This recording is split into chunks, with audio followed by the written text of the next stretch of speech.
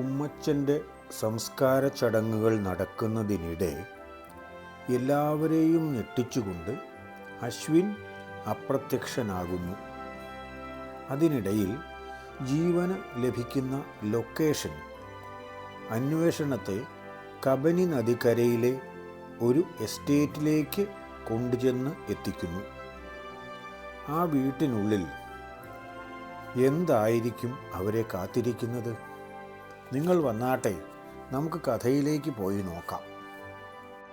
അശ്വിൻ വളരെ കാര്യമായി എല്ലാ കാര്യങ്ങളിലും സഹകരിച്ചുകൊണ്ട് എല്ലാത്തിനും മുന്നിൽ തന്നെ നിൽക്കുന്നുണ്ടായിരുന്നു. ബാക്കി ബന്ധുക്കളെ ഒന്നും കാണാനില്ല. അവൻ പെട്ടെന്ന് പോകില്ല എന്നാണ് എല്ലാവരുടെയും കണക്കുകൂട്ടൽ ഉണ്ടായിരുന്നത്. അങ്ങനെയല്ലേ വേണ്ടത്? പക്ഷേ ആ കണക്കുകൂട്ടലും പിഴച്ചു എന്നാണ് തോന്നുന്നത്. സ്വന്തം പാപ്പനല്ലേ മരിച്ചത്? പാപ്പൻ്റെ മകനാണെങ്കിൽ സ്ഥലത്തില്ല താനും. അപ്പോൾ എല്ലാ കാര്യത്തിനും മുൻപിൽ നിന്ന് നോക്കേണ്ടവനാണല്ലോ അശ്വിൻ. അതുകൊണ്ട് അവൻ എന്തായാലും അടക്ക് കഴിയാതെ എങ്ങോട്ടും പോകില്ല എന്നായിരുന്നു ജീവൻ്റെയും ജോസ് മാത്യുവിൻ്റെയും ഒക്കെ വിചാരം. അതുകൊണ്ടാണ് അവർ അവനെ തന്നെ എല്ലാ സമയവും ശ്രദ്ധിക്കാതെ വല്ലപ്പോഴുമൊക്കെ മറ്റു കാര്യങ്ങളും ശ്രദ്ധിച്ചത്. അതുകൊണ്ട് ഫലം എന്തുണ്ടായി? ഇതിനിടയിൽ വെച്ച് എവിടെയോ അവൻ സ്ഥലം വിട്ടു. അച്ഛൻ വരുന്ന സമയമായപ്പോൾ അശ്വിനെ അന്വേഷിച്ചിട്ട് കാണുന്നില്ല. തൽക്കാലം അങ്ങോട്ടോ ഇങ്ങോട്ടോ മാറിയതായിരിക്കും എന്ന് ആരൊക്കെയോ പറയുന്നത് കേട്ടു. എന്നാലും സംശയം വന്നതുകൊണ്ട് ജോസ് മാത്യു കുറേ കൂടി കൂടുതലായി അന്വേഷിച്ചു. അന്വേഷിച്ചതിൽ ജോസിന് വിവരം കിട്ടി. അവൻ സ്ഥലത്തില്ല എന്ന വിവരമാണ് ജോസിന് കിട്ടിയത്. അപ്പോഴാണ് ആരോ പറയുന്നത് കേട്ടത്, കുറച്ചു മുമ്പ് ഒരു വണ്ടി സ്റ്റാർട്ട് ചെയ്ത് അശ്വിൻ പോകുന്നത് കണ്ടു എന്ന്. വേറെ ആരും അതിലുണ്ടായിരുന്നില്ല പോലും. പോകുന്നതിന് മുൻപ് കുറേ ഉത്തരവാദിത്വങ്ങളൊക്കെ മറ്റേ ആരെയൊക്കെയോ ഏൽപ്പിച്ചിട്ടുണ്ട്. കാര്യങ്ങളൊന്നിനും കുറവ് വരാതെ നോക്കാൻ ആളെ ഏർപ്പാടാക്കിയിട്ട് അവൻ സ്ഥലം വിട്ടതാണ്. ജോസ് മാത്യുവിന് മനസ്സിലാക്കാൻ കഴിഞ്ഞത് അതാണ്. അങ്ങനെയാണെങ്കിൽ തന്നെ ഇപ്പോൾ അവൻ ഇവിടെ നിന്ന് പോകാൻ കാരണമെന്ത് എന്നത് വളരെ പ്രധാനപ്പെട്ട കാര്യമാണ്. ഏതു വഴിക്ക് അവൻ പോയി എന്നും അറിയില്ല. അവൻ സ്റ്റാർട്ട് ചെയ്തു പോകുന്നത് കണ്ടു എന്ന് പറഞ്ഞ ആൾ ആ വാഹനത്തിൻ്റെ നമ്പർ പോലും നോക്കിയിട്ടുമില്ല. വാഹനം ഇന്നോവയാണെന്ന് അറിയാം. നാട്ടിൽ ഇപ്പോൾ എന്തേലും ഇന്നോവകളുണ്ട്. അതിൽ തന്നെ പൊതുവെ കൂടുതലായി ഉള്ള വെള്ള നിറം തന്നെയാണ് ആ വാഹനത്തിനും ഉണ്ടെന്ന് പറയുന്നത്. വെളുത്ത നിറമുള്ള ഇന്നോവകളെയെല്ലാം വഴിയിൽ തടഞ്ഞു നിർത്തി പിടിക്കാൻ ശ്രമിച്ചാൽ സാധ്യമല്ല എന്ന കാര്യത്തിൽ സംശയമില്ല. അതുകൊണ്ട് വണ്ടി തടയുന്ന കാര്യം തൽക്കാലത്തേക്ക് മാറ്റിവെച്ചു. എന്നിട്ട് മറ്റെന്തെങ്കിലും വഴി ചിന്തിക്കാം എന്നാണ് ജീവൻ കണക്കാക്കിയത്. ജീവൻ്റെ ഫോണിൽ ലൊക്കേഷൻ വന്നിട്ടുണ്ടോ എന്ന് അതിന് മുൻപ് നോക്കിയപ്പോൾ വന്നിട്ടില്ലായിരുന്നു. പിന്നീട് കുറച്ച് സമയത്തേക്ക് നോക്കാൻ കഴിഞ്ഞില്ല. പിന്നെ ഒരു ഫ്രീ ടൈം കിട്ടിയത് ഇപ്പോഴാണ്. ഇപ്പോൾ നോക്കി, ഇതാ വന്ന് കിടപ്പുണ്ടല്ലോ ലൊക്കേഷൻ. പക്ഷേ നേരത്തെ അയച്ച നമ്പറിൽ നിന്നൊന്നുമല്ല. ഇത് തീർത്തും പുതിയ നമ്പറാണ്. ഒരു നമ്പർ ഒരു തവണ മാത്രമേ ഉപയോഗിക്കുന്നുള്ളൂ. അത് കഴിഞ്ഞ് അതെവിടെയാണോ കളയുന്നത്. എവിടെയാണെങ്കിലും അത് പിന്നീട് പ്രവർത്തിക്കില്ല. കളയുന്നതും ആർക്കും എത്തിപ്പെടാൻ കഴിയാത്ത ഏതെങ്കിലും സ്ഥലത്തായിരിക്കും.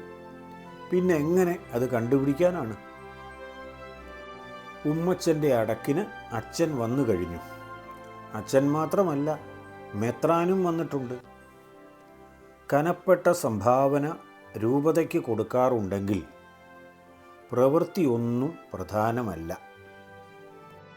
അതൊന്നും നോക്കാതെ തന്നെ മെത്രാന്മാർ ഇത്തരം ചടങ്ങുകൾക്ക് വേണമെങ്കിൽ വരും.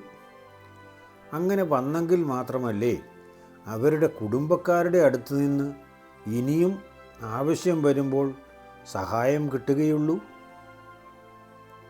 സഹായിക്കുന്ന കൈകളെ അവർ ഒരിക്കലും മറക്കില്ല. ഇത് മാത്രമൊന്നുമല്ല, എന്തെങ്കിലുമൊക്കെ തകരാറ് അവരുടെ ഭാഗത്ത് നിന്ന് സംഭവിച്ചാൽ പോലും അവരങ്ങ് കണ്ണടച്ചു കളയും. എന്നിട്ട് കുഞ്ഞാടുകളോട് ക്ഷമിച്ചു കളയാൻ പറയാനും മെത്രാന്മാർക്ക് മടി കാണില്ല. അങ്ങനെയുള്ളവരും സഭയിലുണ്ട്. മെത്രാൻ തലയിൽ തൊപ്പിയും ധരിച്ച് അന്ത്യകർമ്മങ്ങൾ ആരംഭിച്ചു. ചരമപ്രസംഗം കേൾക്കാൻ നിൽക്കാതെ പുറത്തേക്കിറങ്ങിയ ജീവൻ പോകാനാണോ എന്ന് ജോസിന് സംശയം തോന്നി. അതുകൊണ്ട് പോവുകയാണോ എന്ന് ചോദിച്ചു. ഇനി തിരുമേനി പറയാൻ പോകുന്നത് കേൾക്കാതിരിക്കുകയാണടാ നല്ലത്. മരിച്ചു മണ്ണടിഞ്ഞ അവൻ ഉത്തമനായ ഒരു ക്രിസ്ത്യാനിയായിരുന്നു എന്നായിരിക്കും പറഞ്ഞു വരുന്നത്. ദൈവവിശ്വാസം അപ്പടി തന്നെ പിന്തുടർന്നവനാണെന്നും തന്നെപ്പോലെ തന്നെ അയൽക്കാരനെയും സ്നേഹിച്ചവനാണെന്നും ഒക്കെ നീട്ടിവലിച്ചങ്ങ് പറയുന്നത് കേട്ടു നിൽക്കാൻ പറ്റില്ല. അവൻ്റെ പ്രവൃത്തികൾ നമുക്കെങ്കിലും അറിയാമല്ലോ. അവർക്കും കുറേയൊക്കെ അറിയാമായിരിക്കും. എന്നാലും അവർ അത് വകവയ്ക്കാതെ തന്നെ പറയുന്നതാണ്. ജോസ് മാത്യുവും രഞ്ജിത്തും മഹേന്ദ്രനും അവിടെ അടുത്ത് തന്നെ ഉണ്ടായിരുന്നു. അവരോട് പറയണമെന്ന് വിചാരിച്ച കാര്യം പറയാതെയാണ് തിരുമേനിയെപ്പറ്റിയും ബാക്കിയുള്ളവരെപ്പറ്റിയും പറഞ്ഞ് സമയം കളഞ്ഞത്.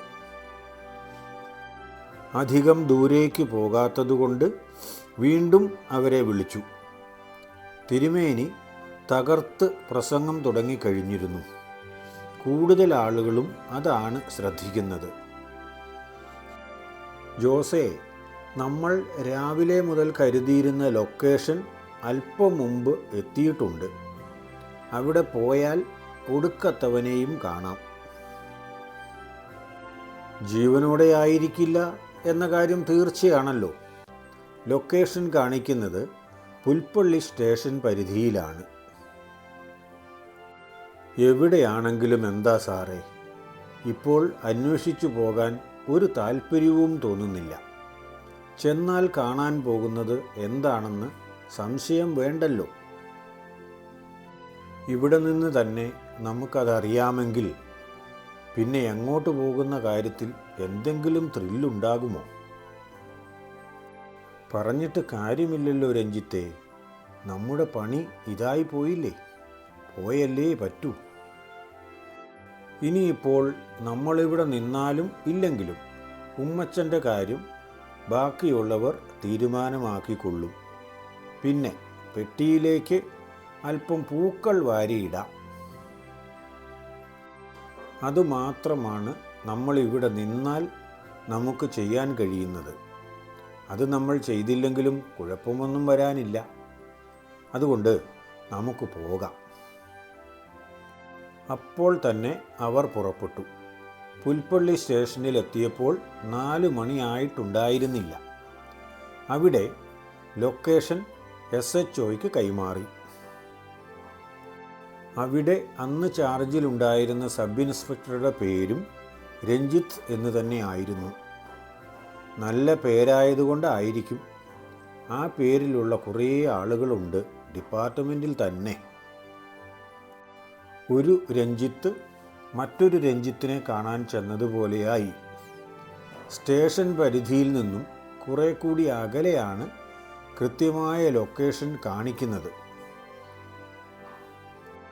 അവർ ആ നാട്ടിൽ നല്ല പരിചയമുള്ള 1-2 CPOമാരെ വിളിച്ചു അവരുടെ കയ്യിൽ ലൊക്കേഷൻ കൊടുത്തപ്പോൾ ഒന്ന് നോക്കിയിട്ട് അവർ പറഞ്ഞു, ഇതിൽ കാണുന്നത് കബനിപ്പുഴയുടെ ഇങ്ങേ കരയിലാണ്. കോട്ടയംകാരൻ ചേട്ടൻ്റെ ആ വലിയ കുരുമുളക് തോട്ടമില്ലേ, ആ തോട്ടത്തിൽ സാമാന്യം നല്ല ഒരു വീടുമുണ്ട്.